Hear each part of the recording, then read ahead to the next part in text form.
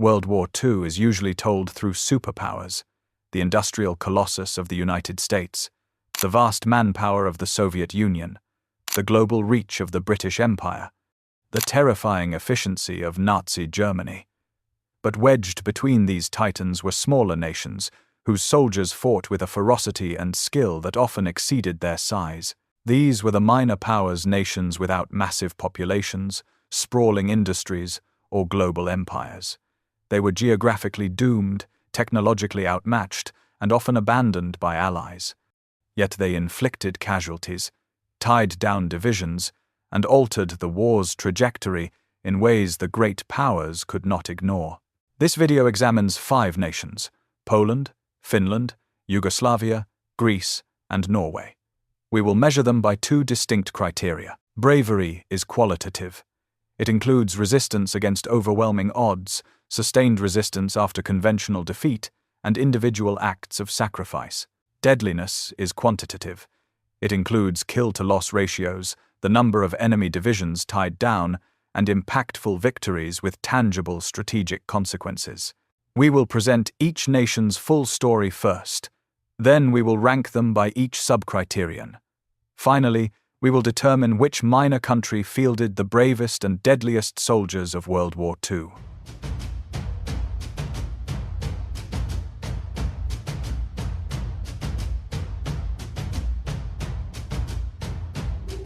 Poland, the nation that never surrendered. Poland, in September 1939, was a nation reborn. It had regained independence only 2 decades earlier after over a century of partition. Now it faced a nightmare. Nazi Germany pressed from the west, north, and south. The Soviet Union waited in the east. Poland's army numbered nearly 1 million men upon mobilization, but it was an army built for the last war. Cavalry units were mounted infantry. They rode to battle and fought on foot. The myth of Polish lancers charging panzers is propaganda. The reality was grimmer. The Wehrmacht attacked on September 1st with overwhelming force. Polish forces fought hard. The Battle of the Bzura was the campaign's largest engagement, a Polish counteroffensive that forced the Germans to redeploy significant forces. It failed, but it cost the Wehrmacht dearly. German casualties reached 50,000. Over 600 tanks were lost. Hitler had expected a walkover. He got a slugfest. On September 17th, the Soviet Union invaded from the east. Poland now fought a 2-front war against 2 superpowers. Warsaw held out under siege and horrific bombardment until September 28th. The last organized Polish units surrendered on October 6th. The campaign lasted 5 weeks, but the Polish War had only begun. The Polish government in exile established itself in France, then Britain. Polish forces reformed. In the air, they became legends. During the Battle of Britain, 145 Polish pilots flew for the RAF. They made up just 5% of Allied airmen, but were responsible for over 12% of total Luftwaffe losses. The most famous unit was the No. 3-103 Kosciuszko Squadron. Despite entering combat late in the battle, they claimed 126 German aircraft for the loss of only 8 pilots. Air Chief Marshal Hugh Dowding later wrote that without the Polish squadron's magnificent material and unsurpassed gallantry, he hesitated to say the outcome would have been the same. Polish forces fought on every major front. The Polish Second Corps under General Anders captured Monte Cassino in May 1944 after the fortress monastery had defied multiple Allied assaults for months. The Polish 1st Armoured Division helped close the Falaise Pocket in Normandy in August 1944, trapping and destroying much of the German 7th Army. Back in occupied Poland, the Home Army Armia Krajowa became the largest resistance movement in Europe. At its peak, it numbered nearly 400,000 members. They conducted sabotage, gathered intelligence, and executed large-scale military operations. The most significant was Operation Tempest, a series of uprisings timed to coincide with the Soviet advance. The Warsaw Uprising of August 1944 was the climax. This was not the Ghetto Uprising of 1943, but a citywide insurrection led by the Home Army. The goal was to liberate their own capital before the Soviets arrived. Some 40,000 poorly armed Home Army soldiers, supported by the city's civilians, fought for 63 days against battle-hardened SS and Wehrmacht units equipped with heavy artillery, air support, and tanks. The Soviets halted their advance across the Vistula River and watched. For political reasons, Stalin allowed the Germans to crush the uprising. The fighting was savage. The Home Army inflicted around 17,000 casualties on the Germans. The Polish price was catastrophic. 16,000 fighters killed and between 150,000 and 200,000 civilians slaughtered. Hitler ordered the city to be razed. Warsaw was systematically demolished, building by building. The uprising was a military failure but a staggering display of will. The Polish Home Army chose to fight for their own liberation rather than wait to be freed by the Red Army. Knowing the likely outcome, they fought because surrender was unthinkable. Poland's intelligence contribution was equally vital. Polish cryptologists from the Cipher Bureau made the crucial initial breakthroughs in cracking the German Enigma code before the war. They handed this work to the British at the outbreak of war, laying the foundation for the ultra-intelligence that was vital to Allied victory in the Atlantic and countless other operations. Poland fought from the first day of the war to the last. Polish soldiers flew over Britain, fought in North Africa and Italy, parachuted into Arnhem, and crossed the Rhine. The Home Army operated in occupied territory for 6 years. Polish intelligence enabled the Allies to read German communications. Poland never surrendered its statehood, never stopped fighting, never quit even when abandoned by its allies at Yalta. The Polish soldier's war was defined by fighting everywhere except where he wanted to most. At home, for his own freedom. He fought for a nation that might not exist when he returned. That is a unique burden.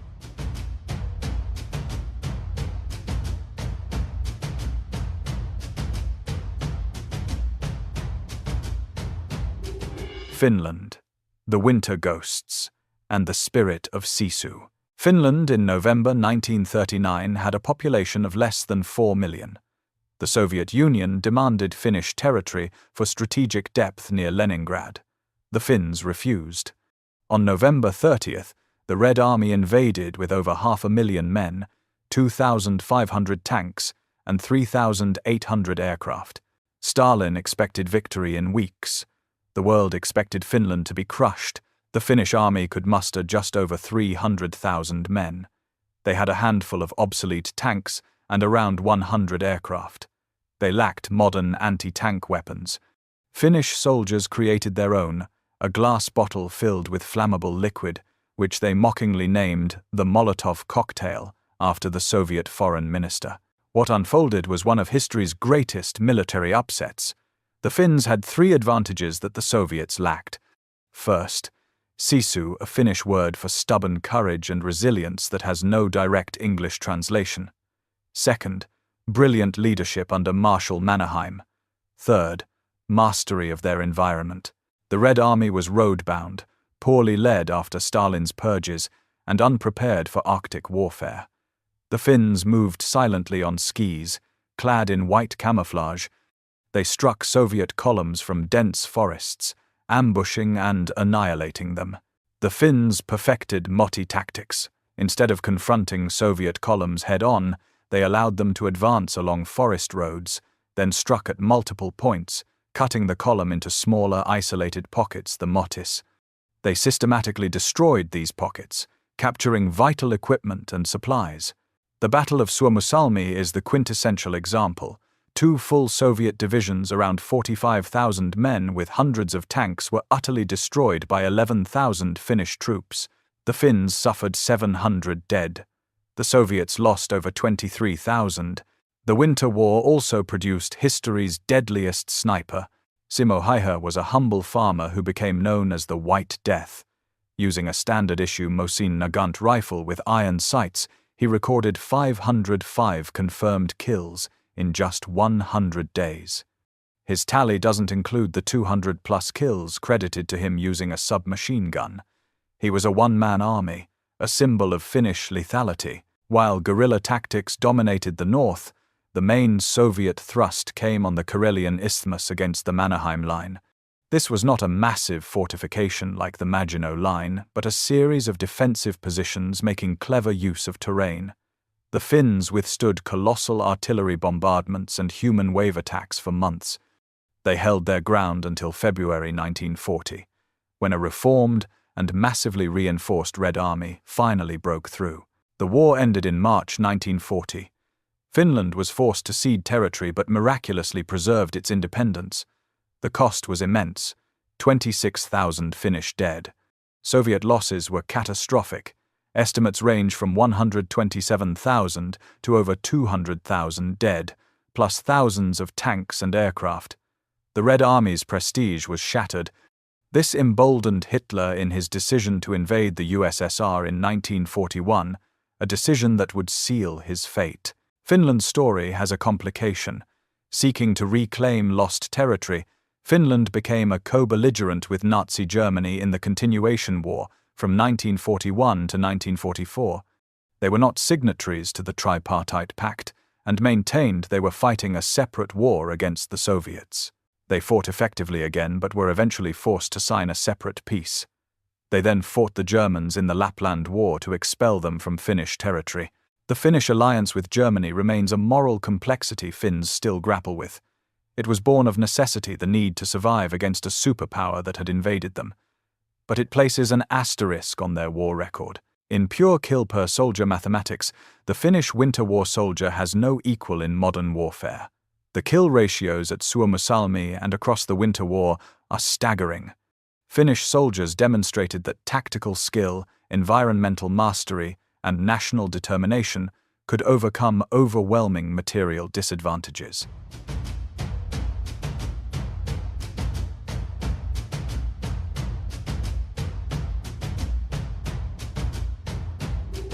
Yugoslavia, AR, the nation that freed itself. The Kingdom of Yugoslavia tried to remain neutral. After a pro-British coup in March 1941, Hitler ordered an immediate invasion. On April 6th, German, Italian, Hungarian, and Bulgarian forces swept across the borders. The Royal Yugoslav Army collapsed in 11 days. The kingdom was dismembered and occupied. To the Axis, Yugoslavia was finished. They were wrong. Almost immediately, two major resistance movements emerged. The royalist Chetniks, led by Draža Mihailović, and the communist-led partisans, led by Josip Broz Tito. Initially cooperative, they soon fell into bitter civil war. The Chetniks increasingly collaborated with Axis forces against the partisans.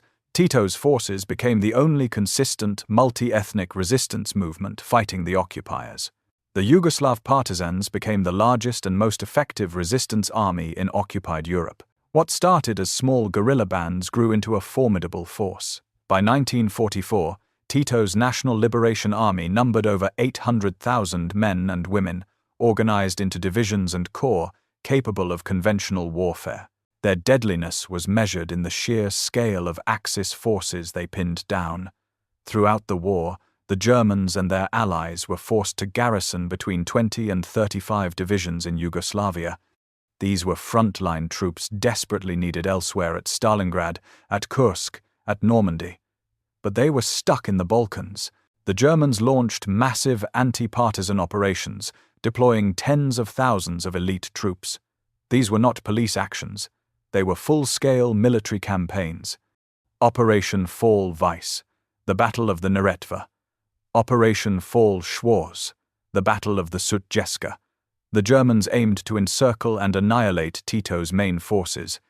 The partisans suffered horrific casualties, but always managed to escape and live to fight another day. The Battle of the Sutjeska, in May through June 1943, was the most desperate.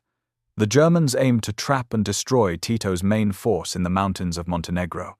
Nearly 22,000 partisans, including 4,000 wounded, were encircled by 127,000 Axis troops with heavy air support. The partisans were out of food and ammunition. A typhus epidemic ravaged their ranks. Their only hope was to break through the German lines. The 1st Proletarian Brigade led a charge directly across the open ground of the Sutjeska River Valley, straight into fortified German positions. They broke through, creating a gap through which the bulk of the partisan force escaped. Tito himself was wounded but survived. They had to leave their wounded behind. The Germans executed them. The partisans lost over 7,500 fighters, a third of their main force. But they survived. This brutal battle became the foundational myth of the new Yugoslavia. It demonstrated that Tito's forces simply refused to be annihilated. No matter how dire the situation, they found a way to survive and keep fighting. Yugoslavia is unique among occupied nations. It largely liberated itself with only minimal Allied assistance. The Soviets provided some air support and supplies later in the war, but Tito's partisans, not the Red Army, liberated Belgrade in October 1944. By war's end, they had become the fourth largest army in Europe. The Yugoslav front was a constant running sore for the Axis. Hitler himself referred to the region as a carbuncle on the face of Europe. The strategic impact was enormous. Those 20 to 35 divisions tied down in Yugoslavia were divisions that could have reinforced other critical fronts. The partisans created a second front in Europe years before D-Day. Yugoslavia's resistance was also marked by brutal civil war. The conflict between partisans and Chetniks cost countless Yugoslav lives. Ethnic tensions and political violence scarred the resistance. But the partisans remained the only force consistently fighting the Axis occupiers across the entire war. Tito's achievement was unprecedented. He started with nothing and built an army capable of defeating the occupiers. He didn't wait for liberation. He took it.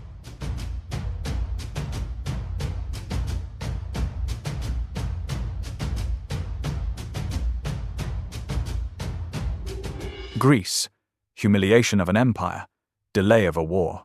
In October 1940, Benito Mussolini issued an ultimatum to Greece. He demanded that Greece allow Italian troops to occupy strategic locations. The Greek dictator, Ioannis Metaxas, responded with a single, legendary word: "Ohi," no. On October 28th, Italian forces invaded from Albania, expecting a military parade to Athens. The Greek army was small and poorly equipped, but it was experienced from the Balkan Wars and World War I. Crucially, they knew the terrain. The Italian invasion was a fiasco.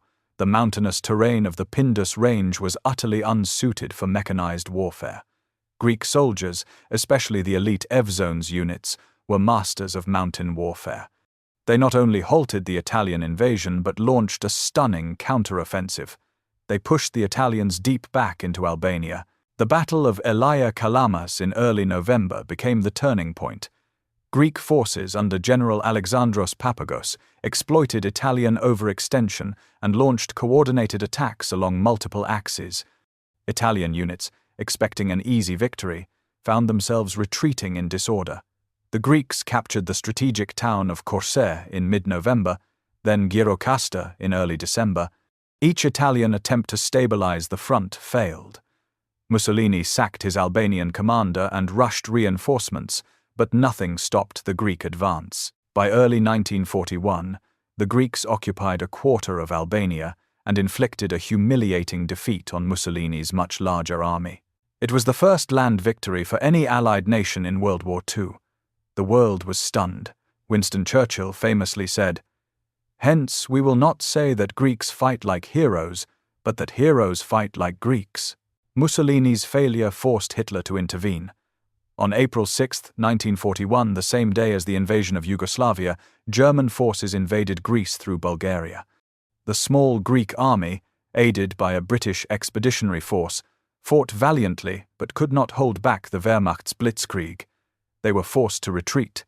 During the German invasion, the main defense in northern Greece was the Metaxas Line, a series of fortifications along the Bulgarian border. These were not continuous trenches but individual forts designed to control mountain passes. Fort Rupel became legendary. Its garrison held out for days against Stuka dive bomber attacks and ground assaults. The defenders refused to surrender until the Greek army in the south had capitulated. The Germans allowed them to march out with their flags as a mark of respect for their bravery. Fort Aquinos and Fort Perithori similarly held their positions despite being bypassed and isolated. tying down German units that could have been used elsewhere. The final stand took place on the island of Crete in May 1941. The Germans launched Operation Mercury, the largest airborne invasion in history. Elite Fallschirmjäger paratroopers were to capture the island's 3 airfields, Maleme, Heraklion, and Rethymno. The Germans expected minimal resistance. They dropped into a hornet's nest. The defending Allied forces, British, Australian, New Zealand, and remaining Greek troops fought back tenaciously. At Maleme Airfield, the critical landing zone, German paratroopers landed directly on top of New Zealand positions. The fighting was hand-to-hand, brutal, and chaotic. Many Germans were killed before they could even unstrap from their parachutes. Even more surprising was the ferocity of local Cretan civilians. Men, women, and even children attacked the invaders with kitchen knives, farm tools, and ancient rifles. The German commander noted with horror that Cretan civilians showed no fear, attacking elite soldiers with whatever weapons they could find. The Germans responded with mass reprisals, executing civilians suspected of resistance. The Germans eventually captured the island after a week of desperate fighting, but at a cost that horrified their high command. They lost nearly 4,000 elite paratroopers killed, and thousands more wounded. Entire companies of Fallschirmjäger were wiped out. The 7th Air Division, Germany's premier airborne unit, was so decimated it would never again conduct large-scale airborne operations. One German general said the victory in Crete was the death of the German airborne forces. This deadly resistance had a direct strategic impact. The casualty rates at Crete likely saved Malta from a similar airborne invasion. German planners decided the risk was too great. Malta remained in Allied hands, allowing it to serve as a base for attacking Axis supply lines to North Africa, a critical advantage in that theatre. Greece's most significant contribution came from forcing Hitler's hand in the Balkans. The need to bail out Mussolini and secure the Balkan flank forced Hitler to delay the invasion of the Soviet Union by several weeks. Many historians argue that this delay meant the Wehrmacht reached Moscow just as the brutal Russian winter set in, bogging down the advance and ultimately saving the city. Had the Germans taken Moscow in October rather than being stopped in December, the entire Eastern Front might have collapsed differently. The strategic consequence of Greece's resistance, the delay of Operation Barbarossa, stands as one of the single most significant impacts of any minor nation's actions in the war. Greece didn't just resist, they altered the timetable of the entire Eastern Front. Greece developed strong resistance movements during the occupation. The communist-led ELAS, the National Liberation Army, became the largest resistance force, numbering over 50,000 fighters at its peak. The royalist IDES, the National Republican Greek League, opposed both the Germans and ELAS. This fractured resistance was less effective than it could have been. Greeks fought Greeks as much as they fought Germans. The internal conflict reduced overall effectiveness against the occupiers and presaged the Greek civil war that would devastate the country after liberation. Greece's war was defined by spectacular moments with enormous consequences. The initial victory against Italy provided a massive morale boost when Britain stood alone. The defense of Crete crippled a German capability. The Metaxas line defenders showed stubborn courage. The delay of Barbarossa potentially altered the Eastern Front's trajectory. Greek resistance came at critical moments that shaped the wider war.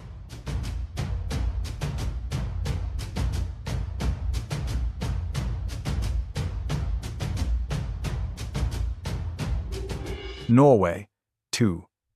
The strategic saboteurs. Norway was a neutral nation with a tiny military. In April 1940, Germany launched Operation Weserübung, a surprise invasion of both Denmark and Norway. The Norwegian military was caught completely off guard, but didn't fold immediately. The 63-day Norwegian campaign was longer than the campaigns in Poland or France. Norwegian forces fought where they could, particularly in the mountainous regions of central and northern Norway. At Narvik in the far north, Norwegian and Allied forces actually recaptured the town from the Germans in late May, marking one of the few successful Allied offensive operations of 1940. But the fall of France forced the Allies to evacuate, and Norway's organized resistance collapsed in early June. The most significant act of the conventional campaign occurred at Oscarsborg Fortress in the Oslofjord. Using outdated Krupp guns from 1905 and torpedoes from 1901, the garrison sank the brand-new German heavy cruiser Blücher as it sailed into Oslo on the invasion's first day. The ship carried the administrative personnel to seize the Norwegian government, Gestapo officers, administrative staff, and the occupation government apparatus. Its sinking allowed the Norwegian king and government to escape and continue the fight from exile in Britain. One fortress, one ship, one decision, it saved Norwegian sovereignty. Norway's most critical contribution was not fought by a large army but by a handful of commandos. At the Vemork hydroelectric plant near Rjukan, a Norwegian facility was producing heavy water as a byproduct of fertilizer production. Allied scientists knew this was critical for Germany's nuclear research program. Heavy water deuterium oxide was needed as a neutron moderator in certain nuclear reactor designs. Denying the Nazis heavy water meant potentially denying them the atomic bomb. This led to a series of daring operations planned by the British SOE and carried out by Norwegian commandos. Operation Grouse in October 1942 sent a 4-man Norwegian team to parachute into the harsh Hardanger Plateau. They were to act as an advance party, scouting the area and preparing for the main assault force. They landed successfully, but then had to survive for months in Arctic conditions. They built a snow cave and lived on moss, lichen, and whatever they could hunt. Temperatures dropped to -30°C. They moved constantly to avoid German patrols. Radio contact with Britain was sporadic. For 4 months, these 4 men survived in conditions that would kill most people within days. Operation Freshman in November 1942 was supposed to be the main assault. 2 gliders carrying British commandos were towed from Scotland toward Norway. Both gliders crashed in the mountains due to bad weather and pilot error. Some commandos died in the crashes. The survivors were captured by the Germans. Under Hitler's commando order, which decreed that all captured commandos were to be executed, the Gestapo tortured and killed them. This failure was a disaster. But the Grouse team remained in place, still waiting. Operation Gunnerside in February 1943 was the famous raid. A 6-man team of Norwegian commandos led by Joachim Rønneberg parachuted into Norway and linked up with the surviving Grouse team members. Now numbering 9 men, they prepared for the assault on Vemork. The plant sat on a cliff edge, surrounded by difficult terrain. The Germans expected any attack to come via the bridge and road, which they heavily guarded. Rønneberg decided against a frontal assault. Instead, on the night of February 27th, they climbed down a steep, treacherous gorge in the middle of winter. The descent took hours. They crossed the icy Mona River at the bottom, then climbed up the opposite cliff face to reach the plant from the unguarded side. They cut through a fence, entered through a cable tunnel, and reached the heavy water production cells in the basement. They placed their charges, plastic explosives, set with fuses. The sabotage team escaped. The charges detonated. The heavy water production cells were destroyed. Not a single shot was fired. The entire operation was executed with surgical precision. The Germans were stunned. 9 men had penetrated their defenses, destroyed a critical facility, and vanished. The Germans repaired the plant within months. The Allies then bombed it with over 140 American B-17 bombers in November 1943, causing further damage but also killing Norwegian civilians. The Germans finally decided to abandon production and ship the remaining heavy water stocks to Germany. In a final act, Norwegian resistance fighters learned of the shipment. On February 20th, 1944, they planted a bomb on the ferry SF Hydro, which was to transport the heavy water across Lake Tinn. The bomb detonated. The ferry sank in the deep waters, taking the heavy water to the bottom where it remains today. Norwegian civilians died in the sinking. 14 people lost their lives. It was a tragic but militarily necessary operation that ended Germany's heavy water supply permanently. The heroes of Telemark carried out what stands as one of the single most successful and strategically important acts of sabotage in World War II. While historians debate how close the Germans actually were to developing an atomic bomb, most now believe they were years away. Even with heavy water, this mission definitively ended their most promising path to nuclear weapons. The psychological impact alone was enormous. Allied scientists and commanders feared a Nazi atomic bomb throughout the war. The Norwegian saboteurs eliminated that fear. Norway also contributed the fourth largest merchant navy in the world. At the outbreak of war, Norway had over 1,000 ocean-going merchant ships. Most escaped German control and were organized under Nortraship, the Norwegian Shipping and Trade Mission, which operated out of London and New York. These ships, nearly 4 million tons of shipping, transported vital supplies across the U-boat-infested Atlantic throughout the war. Norwegian merchant ships participated in every major Allied convoy operation. They carried fuel to Britain, transported troops to North Africa and Normandy, and supplied the Soviet Union via the Arctic convoys to Murmansk. The cost was staggering. Norwegian merchant sailors suffered a higher casualty rate than any other branch of the Allied armed forces. Over 3,600 Norwegian sailors died, roughly half of all Norwegian war dead. Nortraship's contribution to Allied logistics was immense and often overlooked. Norway's conventional military resistance was brief. Their partisan movement was smaller than others due to terrain, population, and the harsh climate that made guerrilla warfare difficult. But their contribution through precision sabotage and merchant shipping was enormous. 6 men with explosives killed an entire enemy weapons program. Thousands of merchant sailors kept Allied supply lines open at tremendous personal cost. That is deadliness distilled to its purest form, maximum strategic impact from limited resources.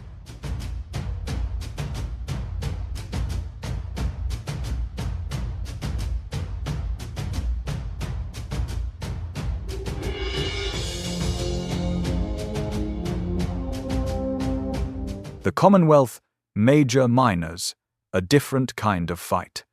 Before we proceed to rankings, we must acknowledge the immense contributions of the Commonwealth dominions. Canada, Australia, and New Zealand fielded some of the bravest and most effective soldiers of the war, but they were not minor powers in the same way as our 5 contenders. These were volunteer forces from developed dominions with significant industrial capacity. They operated within the British Empire's command structure. They were not fighting isolated, existential struggles on occupied home soil.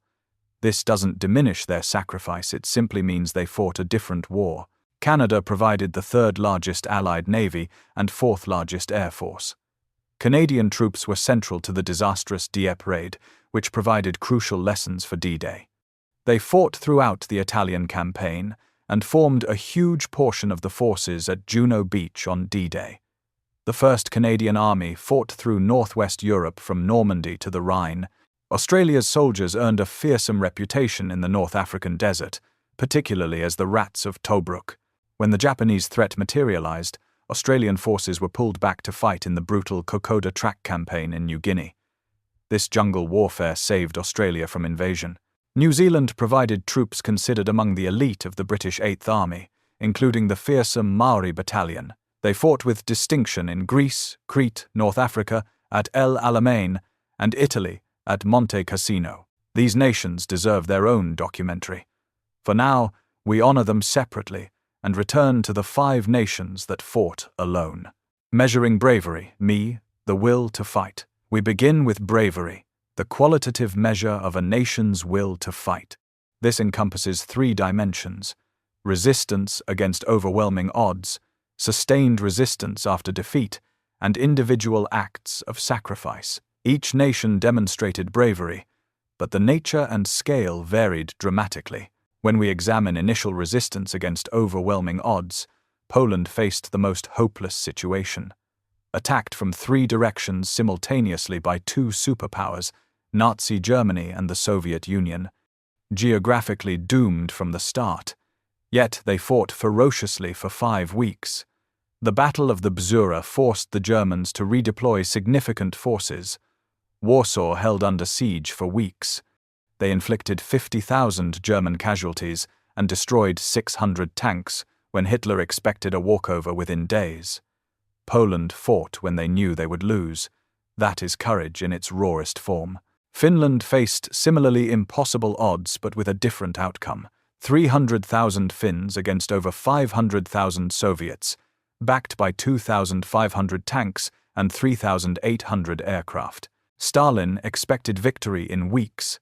Instead, Finland achieved kill ratios that shocked the world and preserved independence. The Winter War was a stunning military upset. Finnish soldiers demonstrated that tactical skill and environmental mastery could overcome massive material disadvantages. Greece not only resisted but won its initial fight.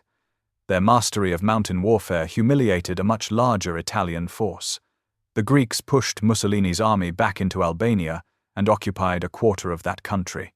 This was the first Allied land victory of World War II. Greece showed that a smaller, determined force with terrain advantages could defeat a major Axis power. Yugoslavia's royal army collapsed in just 11 days. The initial conventional resistance was a failure. The story of Yugoslav bravery is about what happened after that collapse, not the initial defense. Norway mounted a spirited 63-day campaign longer than Poland or France, but was ultimately overwhelmed by German forces, despite local successes like sinking the Blucher. Poland's willingness to fight when defeat was certain stands above the rest. They bought time not for victory but for honor. Sustained resistance tells a different story. This measures the duration and scale of resistance movements after conventional defeat, the ability to continue fighting through organized underground warfare over years. Poland's Home Army was the largest organized resistance movement at 400,000 members. They sustained operations from 1939 to 1945, 6 years of continuous underground warfare, the longest duration of any resistance movement in occupied Europe. They conducted thousands of sabotage operations, gathered vital intelligence, and maintained an underground state with courts, schools, and newspapers. The Warsaw Uprising of August 1944, 63 days of house-to-house combat by poorly armed fighters against SS and Wehrmacht divisions, was the ultimate expression of sustained resistance. Polish intelligence operations, including the Enigma breakthrough, continued throughout the war. The Home Army wasn't just fighting, they were governing in the shadows. Yugoslavia's partisans represented a different kind of sustained resistance. They evolved from small guerrilla bands into an 800,000-strong conventional army over 4 years. They tied down 20 to 35 Axis divisions continuously. The scale of enemy forces engaged exceeds any other resistance movement. While Poland's Home Army was larger in its organizational peak, the Yugoslav partisans engaged more enemy divisions in sustained combat operations. They created a second front in Europe years before D-Day. Greece developed strong resistance movements, Elis and Edis, but these were fractured by civil war between communist and royalist factions. Greeks fought Greeks as much as they fought Germans. This internal conflict reduced effectiveness against occupiers. Finland's resistance after the Winter War was limited. The Continuation War was a conventional conflict as a German co-belligerent, not an underground resistance movement. Norway's resistance was smaller due to terrain, climate, and population constraints. Their commandos conducted precision operations but not sustained mass resistance. For sustained resistance across the longest time frame, Poland leads. The Home Army maintained the largest organized underground state for 6 continuous years. Yugoslavia follows closely for the sheer scale of enemy forces tied down and the unprecedented evolution from guerrillas to conventional army. Individual sacrifice is the most emotionally powerful dimension. Documented acts of valor and national willingness to endure casualties for freedom. Here, Poland's claim is overwhelming. The Warsaw Uprising stands as the defining act of individual sacrifice in World War II. 16,000 fighters and 150,000 to 200,000 civilians chose death over submission. They knew the likely outcome. The Soviets had halted across the Vistula River and were allowing the Germans to crush the uprising. The Home Army fought anyway because surrendering meant accepting that Poland would be liberated by Soviet occupation rather than freed by Polish hands. They chose to fight for the idea of Poland even when Poland as a physical state had been erased from the map. Warsaw was razed, systematically demolished building by building. This was a sacrifice for principle, not for tactical advantage. Polish pilots in No. 303 Squadron flew with aggressive tactics that resulted in extraordinary kill ratios, but also high risk. They dove into German formations when more cautious pilots would have held back. Polish soldiers fighting in exile carried a unique burden, fighting for a nation that might not exist when they returned, watching their homeland suffer from thousands of miles away while they fought in Africa, Italy, and France. Yugoslavia's Sudjeska breakout represents a different kind of sacrifice. Charging across open ground into machine gun fire to save the partisan force was near suicidal. They lost 7,500 fighters, a third of their main force. But the sacrifice achieved its objective. The force survived and continued fighting. This was a tactical sacrifice that paid strategic dividends.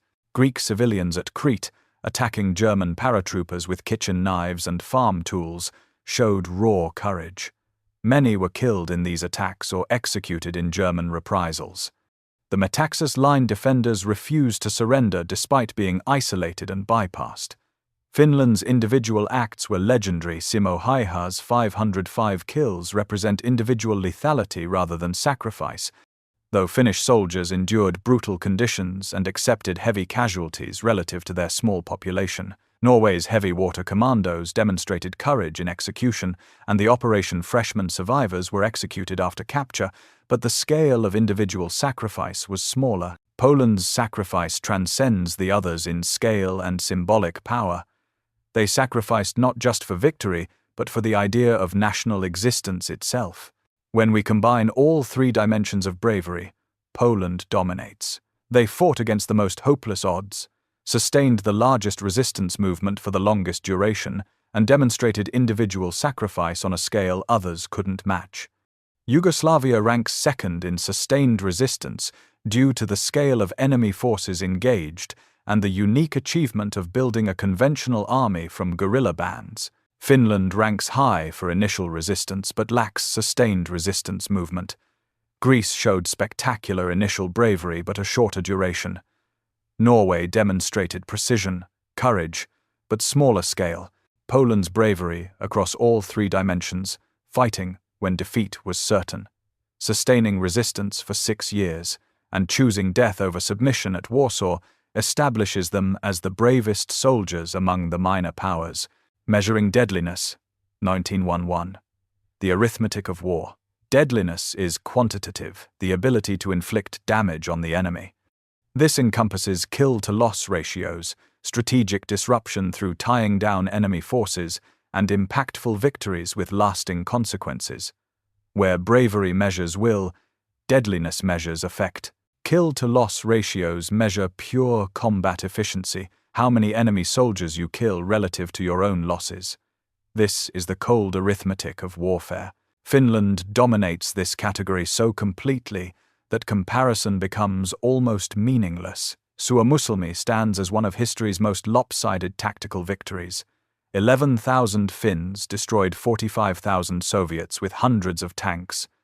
700 Finnish dead versus over 23,000 Soviet dead. The overall winter war produced ratios of 26,000 Finnish casualties to 127,000 to 200,000 Soviet casualties, 5-1 to nearly 8-1 ratios against a superpower. Simo Haiha alone killed 505 enemy soldiers with 0 casualties to himself, the deadliest individual soldier in recorded history.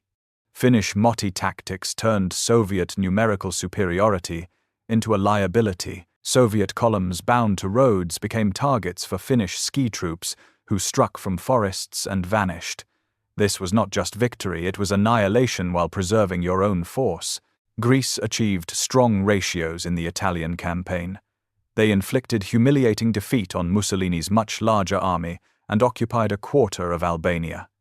At Crete, while the battle was costly for both sides, Greek and Allied forces killed nearly 4,000 elite German paratroopers and wounded thousands more, permanently crippling German airborne capability. The Greeks made the Italians and Germans pay heavily for every advance.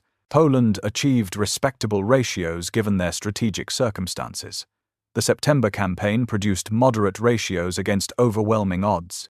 Number 3. 103. Squadron achieved exceptional ratios, 126 kills for 8 losses, showing what Polish pilots could do with adequate equipment. Monte Cassino was costly but successful. Polish forces fought well but didn't achieve the extreme ratios of Finland or Greece. Norway had limited conventional combat. The heavy water missions were zero-casualty perfection in execution but small in scale. The sinking of the Blucher was spectacular but represents a single engagement. Yugoslav partisans inflicted heavy total casualties but also suffered heavy losses due to the attritional nature of partisan warfare. Ratios were not extreme because partisans often fought at significant disadvantages and took losses to survive German encirclement attempts. In pure combat efficiency measured by kill ratios, Finland has no equal. No nation approached Finnish deadliness in direct combat. This reflects superior tactics, environmental mastery, and exceptional individual soldier skill. Strategic disruption measures how many enemy divisions you tied down and resources you forced the enemy to divert from other fronts. This is about your impact on the enemy's broader war effort. Yugoslavia dominates strategic disruption. 20 to 35 Axis divisions were tied down in Yugoslavia continuously for 4 years. These weren't rear area security forces, they were frontline combat divisions with tanks, artillery, and air support. Divisions desperately needed at Stalingrad, Kursk, North Africa, Italy, and Normandy were stuck in the Balkans hunting partisans. The Germans launched massive operations Fall Weiss, Fall Schwarz, deploying over 100,000 troops to annihilate partisan forces. These were full-scale military campaigns that consumed German resources for years. Hitler called the region a carbuncle, on Europe's face, an open wound that never healed. Yugoslavia created a second front before D-Day existed, bleeding the Axis every single day from 1941 to 1945. Greece's strategic disruption came from timing. Forcing Hitler to delay Operation Barbarossa by several weeks to bail out Italy and secure the Balkans was potentially catastrophic for German plans. That delay meant the Wehrmacht reached Moscow in December rather than October, bogged down by winter. The initial Greek campaign diverted German resources at a critical moment. Crete crippled German airborne capability, preventing operations like a Malta invasion. Greece's impact was a critical intervention at a decisive moment that altered the Eastern Front's trajectory. Poland's disruption was significant but different in character. Home army operations constantly harassed occupiers and forced Germans to maintain security forces throughout occupied Poland. Polish intelligence through Enigma enabled the Atlantic victory and countless Allied operations. This strategic impact is enormous but indirect. Polish exile forces contributed decisively to major battles. Monte Cassino opened the road to Rome, the Falaise pocket trapped German forces, and No. 303 Squadron was potentially decisive in the Battle of Britain. Poland's cumulative impact across multiple theaters was significant. Finland's impact was primarily regional. The Winter War forced the Soviets to commit major resources, but didn't directly divert German forces since Finland fought the USSR. The strategic impact was psychological, shattering Soviet prestige and emboldening Hitler to invade the USSR. Norway's disruption was more precise than mass. The merchant navy aided Atlantic convoys, and German occupation required a garrison, but not on the scale of Yugoslavia. Yugoslavia's strategic disruption, measured by divisions multiplied by years of sustained combat, exceeds all others. They forced the Axis to commit enormous resources to a secondary theater that produced no strategic benefit for Germany, only casualties and consumed divisions.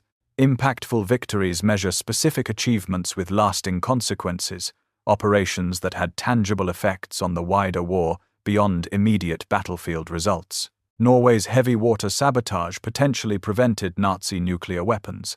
6 commandos eliminated an entire enemy weapons program with a single mission. If we measure impact by what disaster was prevented, this stands alone. Germany, with atomic weapons in 1944 or 45, could have made the war unwinnable or forced a negotiated peace that left Nazi Germany intact. The Norwegian commandos eliminated that existential threat. Poland's Enigma breakthrough was the foundation for ultra-intelligence that won the Atlantic and aided countless operations throughout the war. Without Enigma decrypts, the Battle of the Atlantic might have been lost and Britain starved into submission. Number 303. Squadron's impact on the Battle of Britain was potentially decisive. Dowding credited Polish pilots as vital to victory. The Monte Cassino breakthrough opened the road to Rome. Polish intelligence and combat contributions had direct effects on major Allied campaigns across multiple theaters. Greece delivered the first Allied land victory, providing a massive morale boost when Britain stood alone. Crete crippled the German airborne arm, preventing future operations. The Barbarossa delay potentially saved Moscow and altered the Eastern Front. Greece's impactful victories had ripple effects across the entire war, particularly through the timing of the Barbarossa delay. Yugoslavia's self-liberation was unique. No other occupied nation freed itself without waiting for major Allied armies. The liberation of Belgrade by partisans rather than the Red Army was symbolically and practically significant, but the impact was primarily within Yugoslavia rather than affecting other theaters directly. Finland preserved its independence, shattering Soviet prestige and emboldening Hitler to invade the USSR, which ironically sealed Hitler's doom. Finland's victories had consequences, but primarily regional ones. When measuring singular impactful victories, Norway's elimination of the Nazi atomic program stands as potentially the highest consequence single operation.